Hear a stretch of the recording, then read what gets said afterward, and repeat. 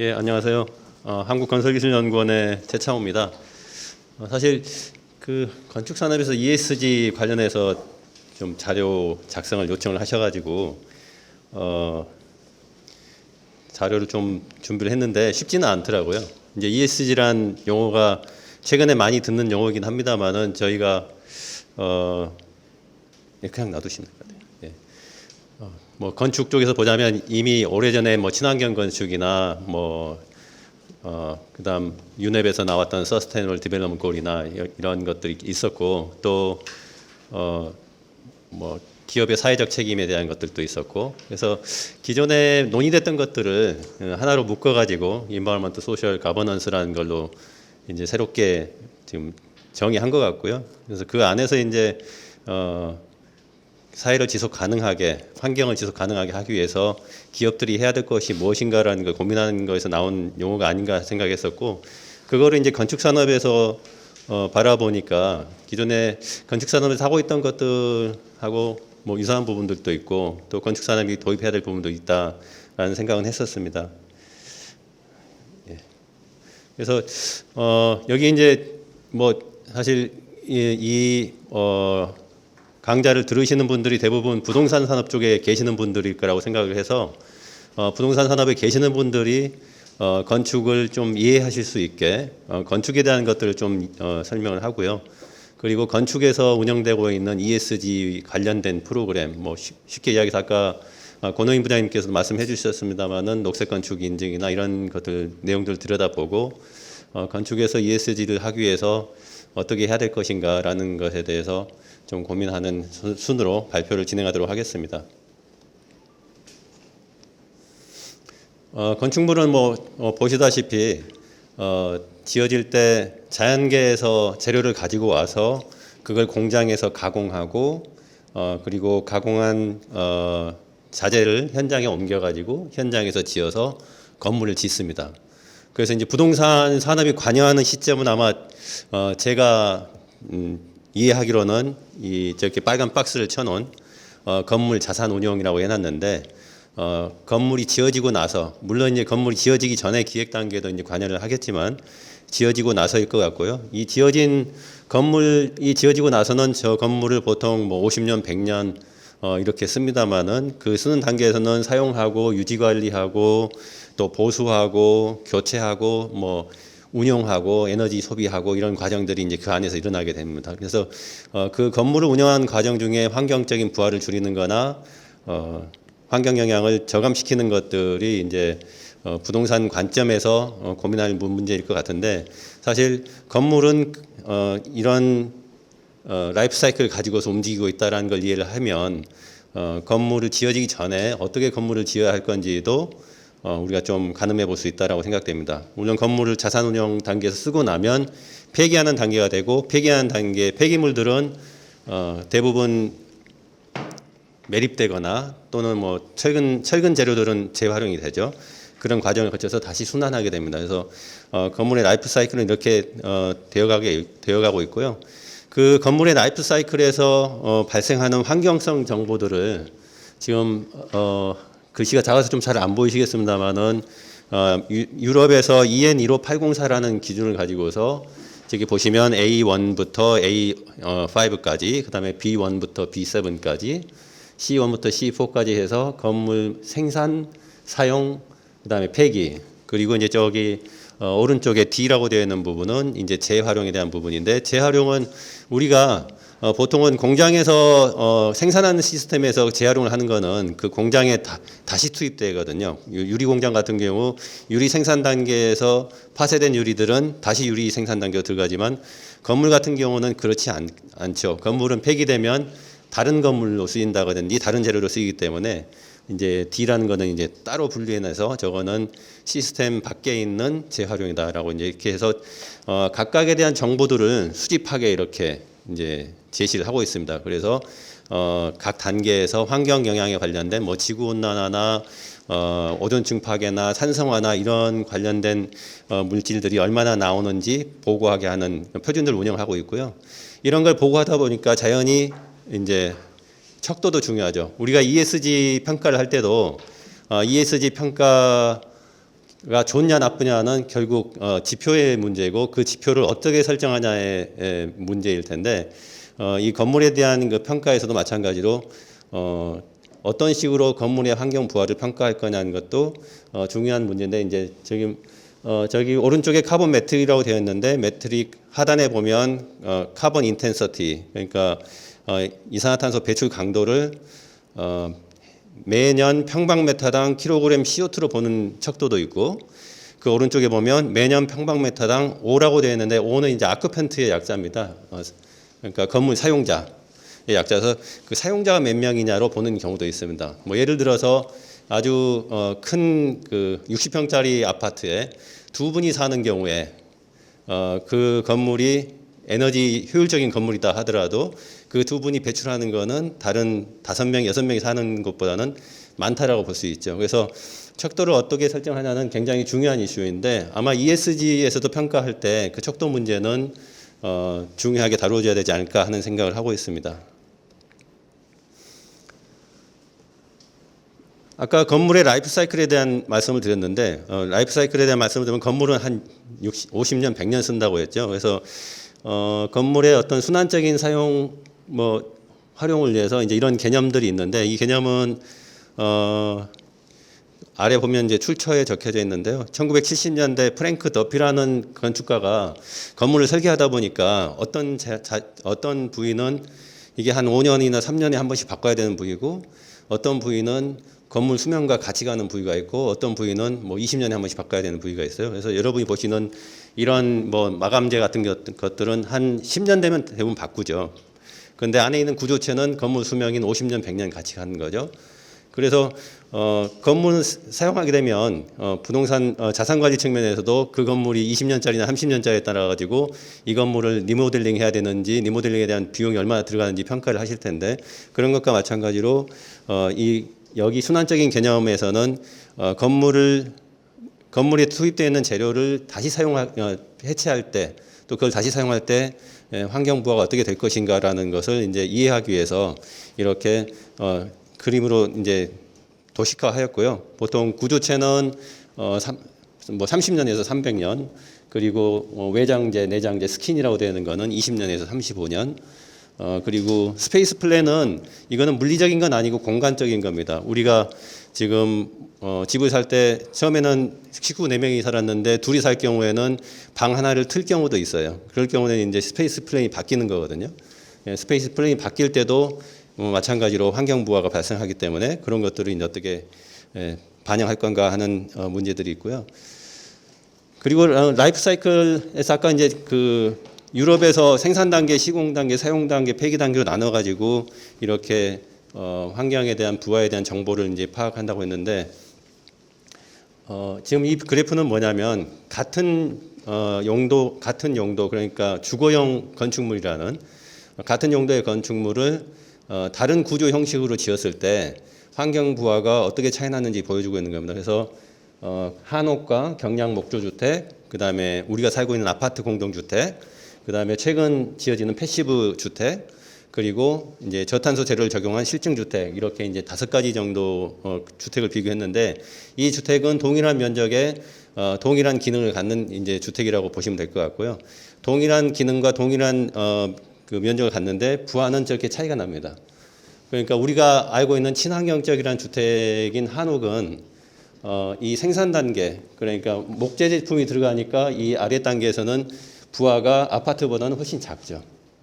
예, 아파트에는 절반 정도밖에 안 되는데 사용 단계 이 회색 부분입니다. 사용 단계 같은 경우는 적어도 한 20도 이상의 온도는 맞춰야 되니까 한옥에서 20도 이상의 온도를 맞춰서 겨울을 날려면 에너지가 많이 필요합니다. 그래서 지금 여기 그 그래프에서 보시는 것처럼 각각의 건물의 용도나 건물의 형식에 따라서 동일한 용도의 동일한 기능을 수행하기 위해서는 환경 부하들이 다 다르다. 그러니까 우리가 어떤 사업을 접근할 때 그 사업에 있어서 그 사업이 갖고 있는 표면적인 것뿐만 아니라 그게 운용됐을 때 어떻게 나타날 건지도 검토하면서 접근을 해야 되지 않냐는 생각이 들고요. 여기는 이제 영양 이해관계자로 제가 좀 분류를 해봤는데 사실 건설사나 설계사는 생산 단계, 시공 단계에만 관심이 있습니다. 그러니까 정부가 정한 가이드라인에 따라서 설계하고 정부가 뭐 공공건축물은 녹색건축 인증 우수 등급 받으라고 했으니까 거기에 맞춰서 설계를 하고 재료는 그 가운데서 제일 저렴한 걸 가져다 적용을 하고 그렇게 이제 이부만 관계가 있고 그 다음에 여기 사용 단계는 건물 사용자들 내가 전기세를 얼마 내야 되지?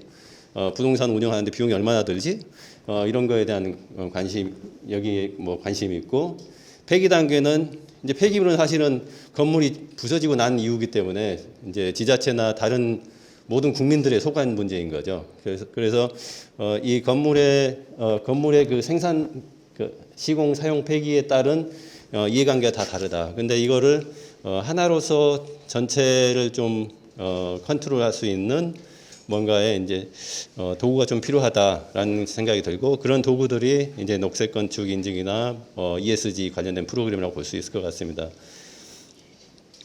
그래서 말씀드렸듯이 네, 우리가 그 건축 프로젝트를 볼 때는 이런 단선적인 시각이 아니라 그게 순환된다는 관점에서 건축 프로젝트를 봐야 되고 그리고 건물을 설계하는 사람들, 이 가운데 이제 건물을 설계하는 디자인 프로페셔널이 있는데, 이 설계하는 사람들은 이 건물이 들어가게 된 지역에 대한 정책적인 문제, 그 다음에 컨설팅에 대한 문제, 제조업체, 그리고 건물에 대한 뭐 인증을 받아야 된다면 그 인증에 대한 뭐 문제, 그 다음에 컨트랙터, 빌더, 그러니까 시공업자들. 근데 아까 이제 말씀하신 건 이 시공업자도 도급업자가 있고 또 하도급업자가 있고 하도급에 요즘 하도급에 하도급 안 되죠.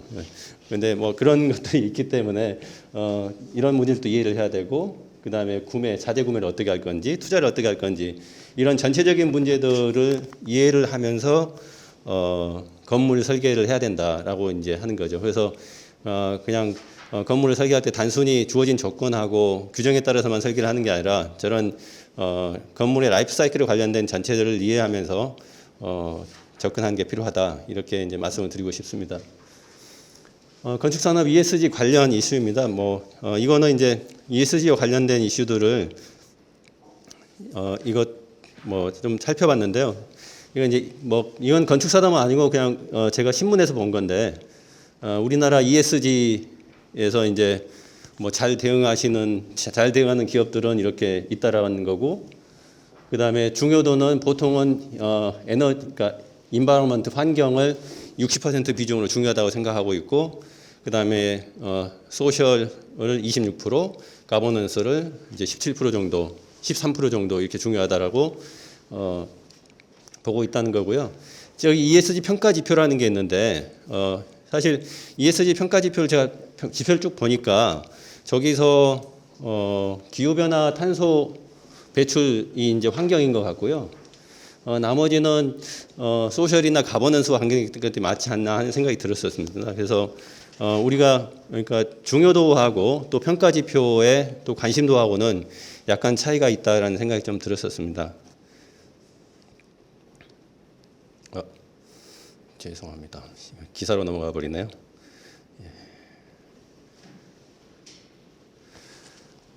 이 그래프는 이제 건축 산업이 가지고 있는 어떤 자원 순환적인 부분에 있어서의 이제 그 영향에 대한 건데요. 우리가 이제 여기 내추럴 캐피털 코스트 레벨이라고 되어 있는데 천연 자원을 사용할 때 들어가는 비용에 대한 그 수준이 보통 건축 산업은 이제 한 미디엄 정도 된다고 평가를 하고 있습니다. 이 고기 생산 산업이 가장 높다고 나와 있네요. 그러니까 이건 뭐냐면 그 분야의 생산자들이 이런 환경 영향을 발생시키면서 그 발생시키는 비용은 currently not paid by producer, 생산자들이 부담하지 않고 다른 사람이 부담하는 거죠. 그런 정도가 이제 건축 산업은 절반 정도인데 산업의 규모는 이거는 이제 EU의 그래프인데 산업의 규모는 건축 산업이 굉장히 큽니다. 그래서 건축 산업에 있어서 이런 그 순환경제 측면에서의 그 리스크 투자가 좀 필요하다라고 이제 이야기를 하는 거고요. 근데 사실 건축 산업이 이게 좀 어려운 부분이 아까 앞에서도 다른 저기 박성구 의원께서도 말씀해 주셨습니다만 이게 건축 산업이 이제 투자자와 그 투자자와 또 건설사의 관계가 좀 다른 면들이 있고, 그다음에 이 건축 산업에 대한 트랙 레코드가 그러니까 좀 부족합니다. 그래서 이 트랙 레코드 부족한 것 때문에 이런 순환자원 사업을 건축 산업에 어떻게 적용해야 될 건지 그런 의사결정하기 어려운 점들이 있고, 그리고 또 거기에 합당한 적정한 재료 개발들이 좀 안 돼 있는 부분도 있습니다. 그리고 개발된 재료들도 다시 이 건축 산업에 투입하는 것을 건축 산업 자체가 보수적이기 때문에 새로운 재료들이 들어오면 거기에 대한 장벽들이 있고요. 그래서 그런 부분들이 좀 극복이 되어야지 건축 산업이 가지고 있는 이런 환경 부하적인 면들을 좀 감소시킬 수 있지 않느냐 이렇게 보고 있고요. 여기 이 그래프는 이 그림은 건축 산업에 이제 아까 제가 말씀드렸던 뭐 생산 사용 폐기 단계에 대한 이야기인데 아까 박상구 위원님께서 말씀하셨죠. 건축 산업의 생산성이 굉장히 낮다고. 그러니까 유럽에서도 마찬가지인 것 같습니다. 다른 산업들이 보통 한 2% 이상의 생산성을 높이는데 건축 산업은 생산성이 거의 없거나 한 0.5% 정도밖에 높이지 못하는 수준에 지금 그런 상태에 놓여 있고, 또 건축 재료들은 시공 단계에서 우리가 로스율이라고 하는데 보통 공사할 때 타일 공사 같은 경우도 로스율을 한 5% 정도 잡죠. 그래서 공사하면서도 10에서 15% 정도의 폐기물이 발생한다. 건축 산업 같은 경우는. 그리고 사용 단계에 있어서는 뭐 유럽에서는 사무실이 뭐 60% 정도 비어 있는 데도 있다. 그러니까 사무실 공실에 대한 이야기, 건물을 지어놨지만 건물을 사용하지 않는 이야기들이 이제 있는 거고요. 그리고 에너지 사용 같은 경우도 적절하게 사용하면 20에서 40% 정도 에너지를 줄일 수가 있는데 그러지 못하고 있다. 이건 건물 관리에 대한 이야기이고요. 그리고 폐기 단계에 있어서는 약 54% 정도의 폐기물들이 매립되고 있는데 이 매립된 폐기물들이 또 2차 환경 오염을 유발하기도 하고, 또 건축 재료나 건축 자재들을 재사용하는 데 있어서 유해 물질들이 있어서 사용하기 어려운 분들이 있다. 그래서 그런 부분들을 이제 지적을 하고 있습니다. 그래서 유럽에서는 뭐 이런 것에 이제 좀 대응하기 위해서 스마트 레디니스 인디케이터 SRI라는 것을 이제 인증으로 도입을 하고 있는데요. 여기는 크게 8가지 영향 기준을 가지고서 에너지, 사용자 편의, 건물 관리 이렇게 이제 3개 파트로서 어떻게 건물 사용하는 사람들이 적시에 스마트하게 건물을 사용할 것인가, 사용할 수 있게 할 것인가라는 것들을 이제 평가하는 기준들을 마련해서 운영을 하고 있습니다. 그래서 이거는 지금 유럽연합에서 지금 개발을 하고 있고요. 이 개발한 것들을 이제 회원국들한테 배포하는 걸로 이제 알고 있습니다. 그래서 항목들은 한번 보시면 될 것 같고요. 그리고 네. 독일 같은 경우에는 뭐 우리가 잘 알다시피 독일은 그 환경 문제에 있어서 가장 앞선 선진국인데 지금 독일은 2도시 여정이라는 걸 가지고서 이제 국가적으로 환경 오염을 줄이기 위한 노력을 하고 있는데 이 건물 부분은 보시면 매년 건물 스톡의 약 1.9%를 그러니까 기존 건축물의 1.9% 정도를 인슐레이션 그러니까 단열재를 재시공해서 70% 정도 향상시키는 그런 계획들을 가지고 있고요. 그리고 이 계획은 뭐냐면 이거는 뭐 미국 데이터인데요. 미국 같은 경우 건물 운영 단계, 빌딩 오퍼레이션 단계에서 에너지 소비가 전 산업 에너지 소비의 40%를 차지하거든요.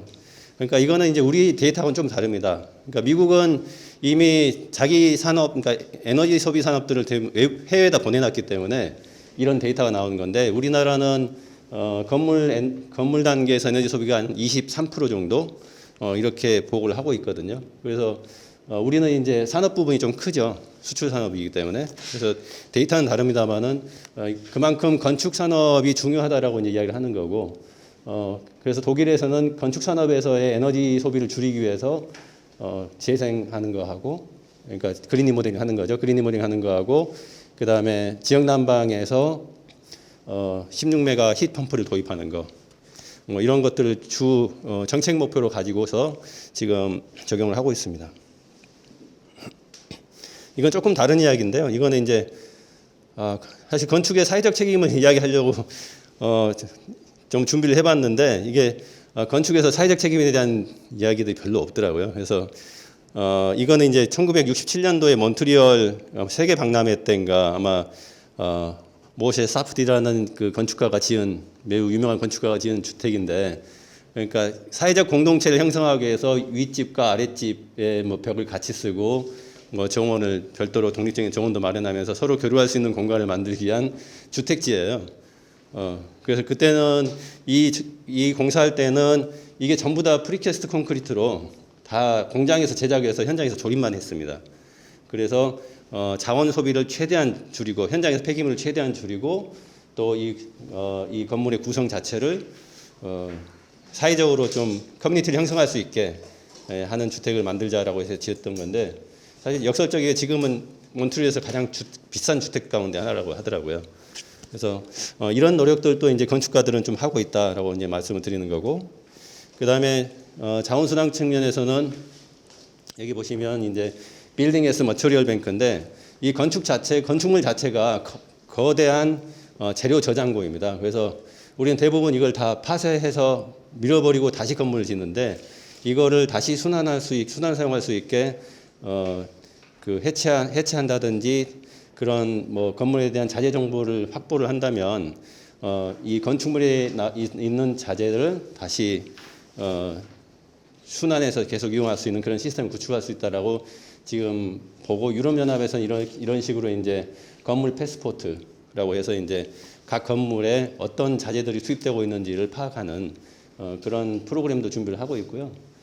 그리고 아까 태양광 패널 이제 설치 많이 되고 있다고 했는데, 사실 제가 사는 집도 태양광 패널을 설치했는데 이제 한 7년 정도 됐는데 이제 효율이 한 절반 정도 떨어졌어요. 그래서 한 10년 정도 되면 이제 이거를 버려야 되는데 저걸 어떻게 버리지 지금 고민하고 있습니다.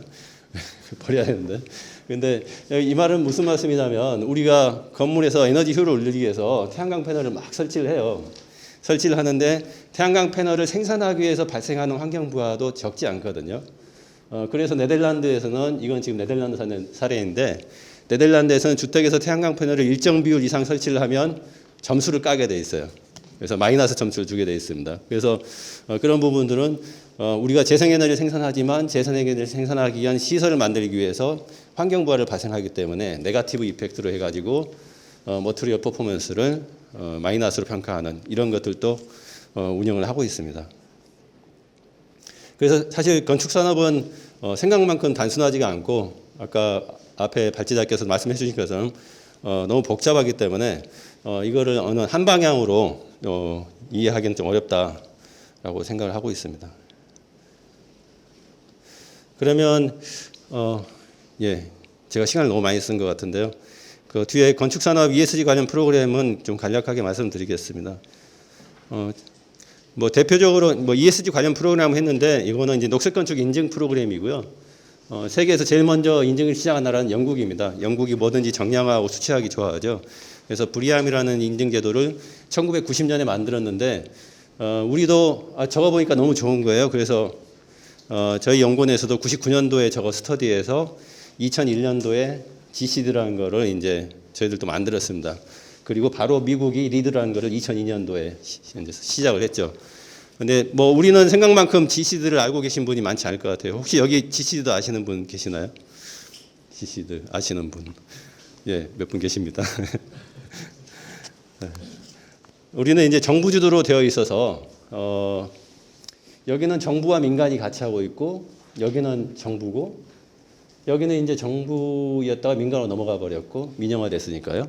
그리고 나머지는 다 민간인데, 이게 이제 민영과 공공주도가 좀 다른 성격이 있어요. 그래서 공공주도로 하다 보니까 공공이 의무화하는 것들만 지금 되고 있는 거고, 리드 같은 경우는 민간이기 때문에 마케팅을 위해서 하는 경우가 많다라고 저는 봅니다. 물론 환경을 보호하기 위해서 하지만 리드 인증을 받았다라는 것이 상업용 자산에 있어서 그 임대료를 높게 받을 수 있는 또 근거가 되기 때문에 리드 같은 경우는 마케팅 측면에서 많이 받고 있는데, 우리나라에서는 GCD는 정부에서 받으라고 한 것만 받죠. 그리고 서울시에서 이건 받아 하는 것들은 받고, 근데 민간이 자발적으로 지시들 받는 경우는 많지는 않습니다.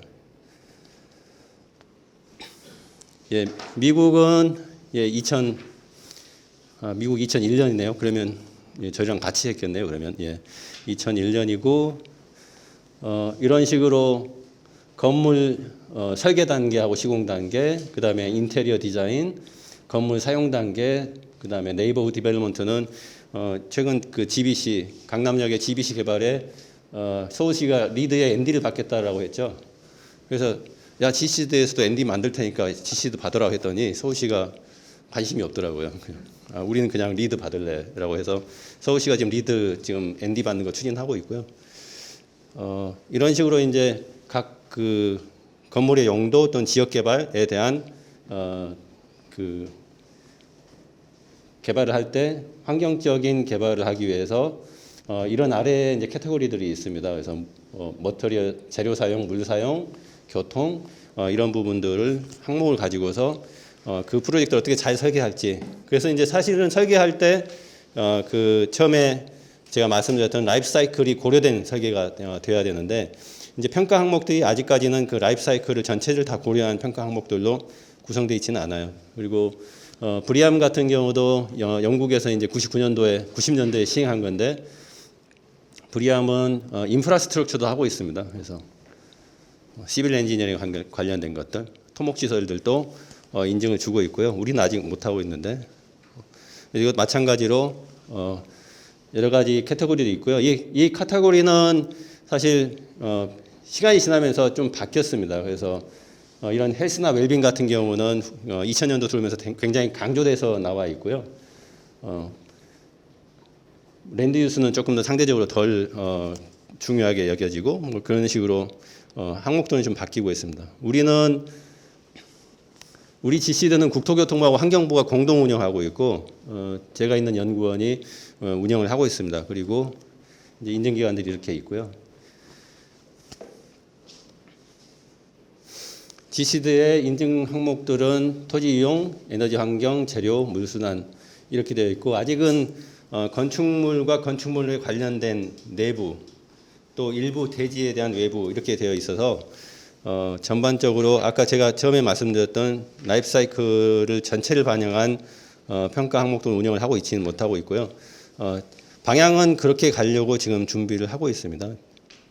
그리고 아까 어떤 분께서 말씀하셨듯이 뭐 인증은 16,000건, 작년 12월까지 16,000건 정도라서 사실 매년 지어지는 건물 호수를 생각하면 이게 많은 건 아니죠. 예, 많은 건 아닌데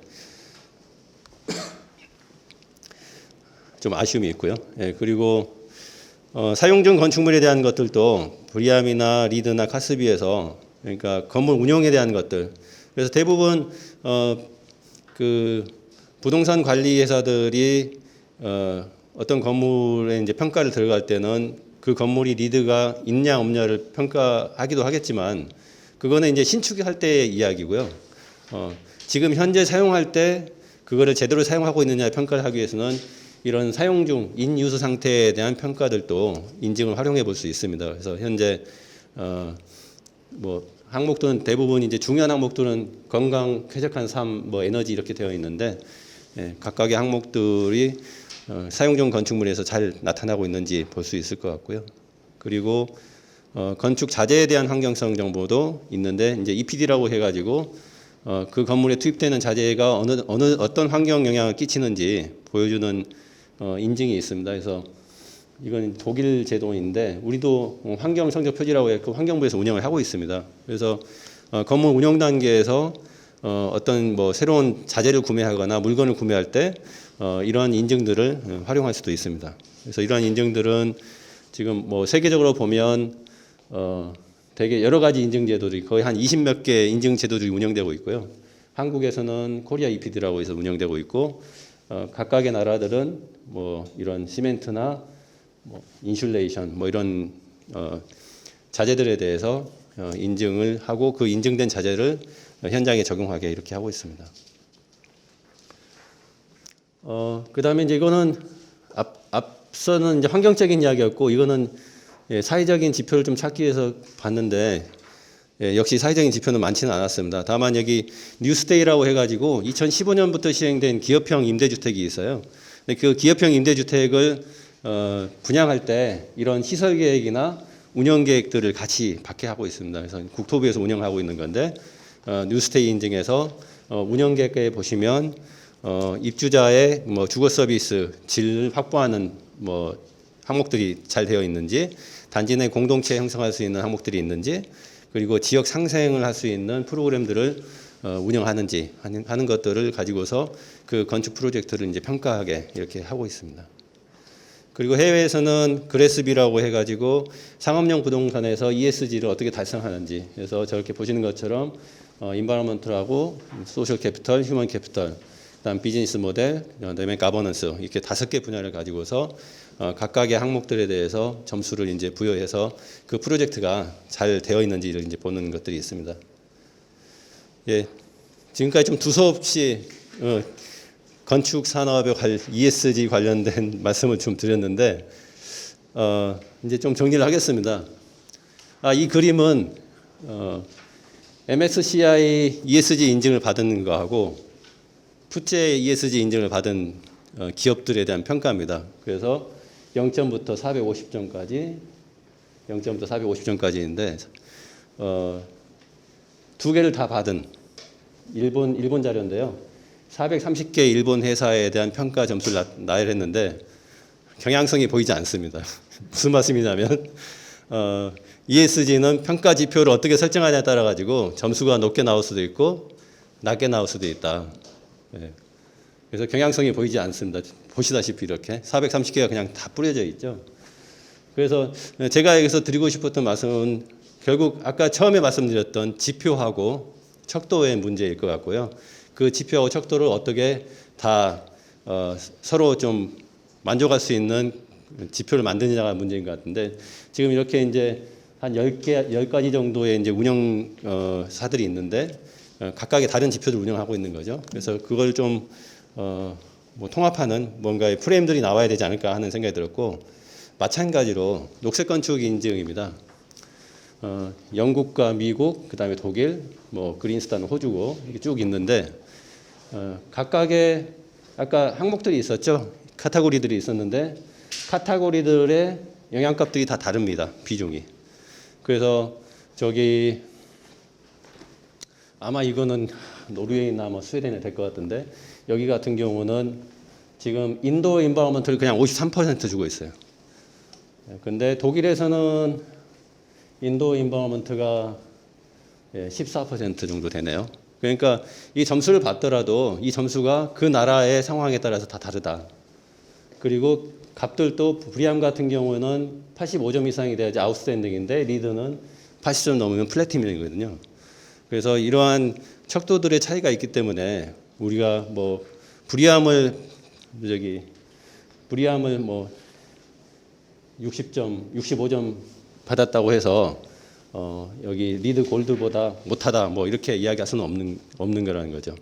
마찬가지로 아까 ESG 평가하고 같은 내용입니다. 그래서 이거는 녹색 건축에 있어서의 평가도 결국 지표를 어떻게 설정하고 항목에 대한 가중치를 어떻게 주고 그걸 어떤 걸 더 중요시 여기냐에 따라 가지고 결과들이 달라지기 때문에 우리가 너무 결과에 일희일비할 게 아니라 처음에 생각했던 이 라이프 사이클적 사고를 다시 한번 생각을 해봐야 된다. 그러니까 이 전체 사업 프로젝트에 있어서 내가 관여하지 않은 그 앞단의 사업들이 어떻게 진행돼서 오는지에 대해서 같이 고민을 하고, 그리고 내 사업이 끝나고 그다음 뒷단이 어떻게 될 건지 하는 것들에 대해서 좀 라이프 사이클적 이해가 좀 필요하고, 각각에 대해서는 그 각각의 그 프로젝트에 관련된 주체들이 어떻게 행동해야 될 건지 그 행동에 대한 어떤 양식 같은 거를 우리가 좀 고민해봐야겠다라는 말씀을 드리겠습니다. 그래서 마지막으로 건축 ESG를 위한 6단계라고 제가 한번 적어봤는데, 이걸 준비하면서 좀 고민을 해봤어요. 그러니까 프로젝트에서 ESG 달성을 위해서는 결국은 아까 이 전 슬라이드에서 보여준 그 프로젝트의 스테이크홀더스하고 같이 이해를 공유해야 되고, 그 다음에 프로젝트 여건을 기반으로 해서 ESG의 목표하고 내용을 수립하고, 그리고 내용을 수립했으면 거기에 관련된 뭐 사례 분석, 그다음에 도입을 한 다음에 그러니까 거기에 관련된 아까 말씀드린 녹색 건축 인증이 있을 수도 있고 EPD 인증이 있을 수도 있고 아니면은 뭐 MSCI의 ESG 인증이 있을 수도 있고 여러 가지 프로그램들이 있을 거예요. 그런 것들을 가지고 와서 그거를 이행 점검 도구로서 본다는 거죠. 그러니까 그게 완성된 게 아니라 이걸 내가 잘 하고 있느냐라는 걸 점검하는 도구로서 활용을 하고 그리고 그 결과들을 프로그램 운영자하고 피드백하고 지속적인 모니터링을 하는 게 건축 산업의 ESG를 한 단계씩 높여가는 방법이 아닐까 해서 이렇게 제안을 해봤습니다. 예, 이상 발표를 마치겠습니다. 이제 마지막 지점 토론자를 모시도록 하겠습니다. 한양대학교 건축과의 태성호 교수님이십니다. 예, 큰 박수 맞아주시면 감사하겠습니다. 예, 안녕하세요. 방금 소개받은 한양대학교 건축학부의 태성호라고 합니다. 먼저 우리 부동산 도시 연구원에서 부동산 산업의 ESG 적용에 관련된 내용으로 또 이렇게 의미 있는 또 세미나가 개최가 되고 또 이 건축 산업에서 ESG를 어떻게 적용하고 또 발전시켜 나갈지 또 이렇게 토론할 수 있는 자리를 마련해 주셔서 감사의 말씀을 드리겠습니다. 부동산 산업과 그리고 우리 건축 산업, 건설 산업 뭐 굉장히 이제 밀접한 관계가 있다고 생각이 되고요. 건축물이 이제 완성이 되고 실제 어떤 상품으로서 어떤 거래가 되는 그런 어떤 과정에서의 어떤 부동산 산업뿐만 아니라 건축 또는 어떤 건설 산업에서의 어떤 설계하고 기획하는 단계에서부터 부동산 산업이 굉장히 밀접하게 관계가 되어져 있다고 생각이 됩니다. 과거에 그 건축 분야에서는 녹색 건축 또는 뭐 친환경 건축 또는 환경 공생 건축, 뭐 그린 건축 등등의 굉장히 다양한 용어로 저희가 그 소위 말하는 친환경 건축을 실현해오고 있었는데요. 최근에는 그런 용어들이 이제 지속 가능한 건축이라고 또 많이 표현이 되었습니다. 최근에 또 이제 화두가 되고 있는 이제 ESG라고 하는 어떤 키워드를 가지고 저희가 또 이제 그 건축을 이야기하는 또 부동산 산업을 이야기하는 그런 시기가 된 것 같습니다. 제가 생각했었을 때는 결국 이 ESG라고 하는 어떤 개발 개념 또한 지속 가능한 개발 개념에 기반을 하고 있다고 생각이 되고 ESG에 부합하는 어떤 건축 산업의 고민들, 부동산 산업의 고민들은 지속 가능한 개발 개념의 어떤 건축 산업의 접근 방법으로부터 그런 것들을 해결해 나갈 수 있지 않을까 하는 그런 생각을 해봤습니다. 무엇보다 중요한 게 이 건축 산업에서의 ESG를 적용받는 대상에 대한 좀 고민이 필요한 것 같습니다. 먼저 첫 번째로는 여러분들 잘 아시는 것처럼 건설사라든가 설계사무소 또 건설 산업에 관련되어 있는 여러 가지 어떤 기업들이 어떤 ESG 평가를 받는 기업 중심의 ESG 평가, 운영, 이제 개발들이 있을 수 있겠고요. 이 관련된 내용에 대해서는 우리 박성구 연구위원님, 권호인 단장님께서 잘 설명을 해주셨습니다. 근데 이제 앞에 설명해 주신 우리 최창호 본부장님께서는 주로 그 ESG의 어떤 적용 대상이 기업체가 아니라 이제 건물 중심으로 그런 설명을 해 주신 것 같습니다. 그래서 건축물에 대한 어떤 지속 가능한 개발 또는 ESG에 부합하는 건축물을 우리가 어떻게 실현해 나갈 것인가 나가는 관점 두 가지로 좀 설명이 될 수 있겠다 생각이 되고 저는 이 두 가지 관점 중에서 ESG에 부합하는 건축물을 우리가 어떻게 평가하고 실현시켜 나갈 수 있을까 하는 그런 내용에 대해서 조금 설명을 드리려고 합니다. 최창호 본부장님께서도 말씀해 주신 것처럼 저희가 지속 가능한 건축 또는 ESG에 부합하는 건축을 고민할 때 무엇보다 중요한 게 전생의 관점으로 접근하는 것이 필요하다고 생각이 되고요. 건축물을 생산하고 운영하고 해체 폐기하는 이 전생의 관점에서 각각 관계되어지는 건설사나 설계사무소, 재료회사 또는 부동산 관계된 그런 어떤 기관들하고의 연계가 굉장히 어떤 그물처럼 연계가 이루어져 있고 결국은 그분들의 어떤 생산 활동이 ESG에 부합하는 건축물을 실현하는 데 연결이 되어져 있고 그런 어떤 활동들이 ESG에 부합하는 기업으로 평가받는 대로 연결지어질 수 있지 않을까 하는 그런 생각을 해보게 되었습니다. 그런 관점에서 저희가 지금 이런 세미나를 하는 궁극적인 목적은 부동산 산업 또는 건설 산업에서 ESG를 합리적으로 적용하고 그리고 그것을 활성화하기 위한 어떤 고민들을 하기 위한 자리라고 생각이 됩니다. 그러기 위해서 제가 좀 이제 필요하다라고 생각이 되는 내용들을 조금 정리를 해봤는데 무엇보다 저는 어떤 ESG를 평가하는 기술이 굉장히 중요하다 하는 생각을 해보게 되었습니다. 최창호 본부장님께서도 녹색건축 인증 제도를 사례로 설명을 해주시면서 그 나라마다 그 환경에 따른 평가 체계를 가지고 있고 다양한 어떤 가중치를 가지고 있다. 그리고 ESG를 어떠한 어떤 도구로 평가하느냐에 따라서 좋은 평가를 받을 수도 있고 다양한 평가가 이루어진다 이 말씀을 해주셨는데 그럼에도 불구하고 우리 사회적으로 이해되고 합의된 어떤 체계적인 평가 체계의 구축이 무엇보다 필요하겠다는 생각을 좀 해봤습니다. 또 하나는 실제 이런 ESG에 부합하는 건설 산업 또는 건축물을 실현하기 위한 어떤 실현 기술들이 될 텐데 이런 실현 기술들은 ESG의 내용 중에서 환경적인 부분에 좀 많이 포커싱 될 수 있지 않을까 하는 그런 생각을 해봤습니다.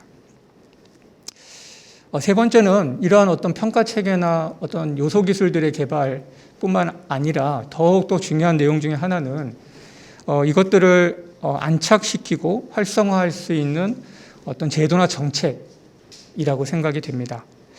이러한 어떤 제도나 정책을 통해서 우리 사회의 어떤 ESG에 부합하는 건축 산업이나 어떤 건축물에 대한 어떤 이해도를 높이고 그것들을 리딩해 갈 수 있는 어떤 제도나 정책이 필요한데 이런 제도나 정책이 실현하는 데 있어서 무엇보다 중요한 것 중에 하나가 저는 교육이라고 생각이 됩니다. 아마 오늘 이런 세미나의 자리도 이 산업체를 어떤 대상으로 우리 그 부동산 산업 그리고 건축 산업에서 ESG가 필요하다라고 하는 그런 내용들을 잘 이렇게 소개하는 그런 자리라고 생각이 됩니다.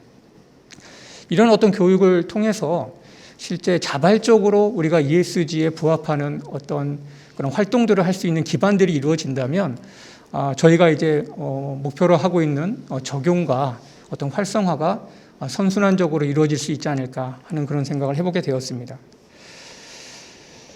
그런 관점에서 이것들을 이제 그 활성화에 보급해 나가는 그런 관점을 봤을 때 결국은 운영하는 주체가 어디가 될 것인가 하는 그런 고민도 좀 필요하리라고 생각이 됩니다.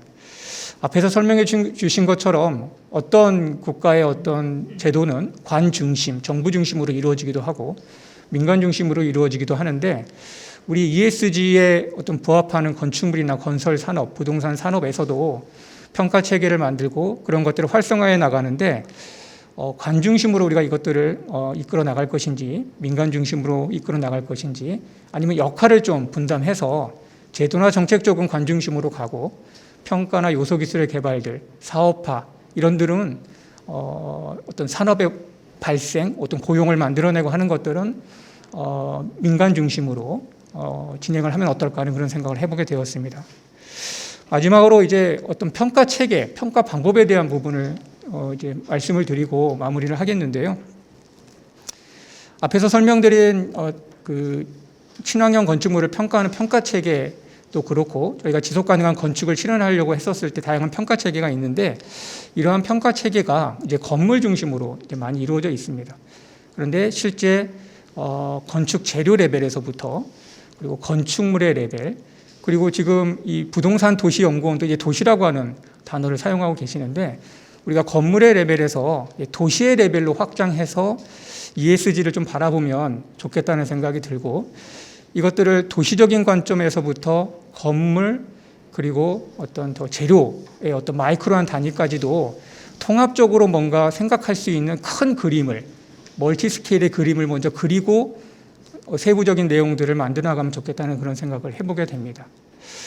앞에서 소개된 리드 앳 네이버후드라고 하는 어떤 지구 단위 레벨의 어떤 평가 체계가 있고, 또 일본의 캐스비 같은 경우에는 캐스비 시티라고 하는 도시 레벨의 어떤 평가 체계들을 갖추고 있습니다.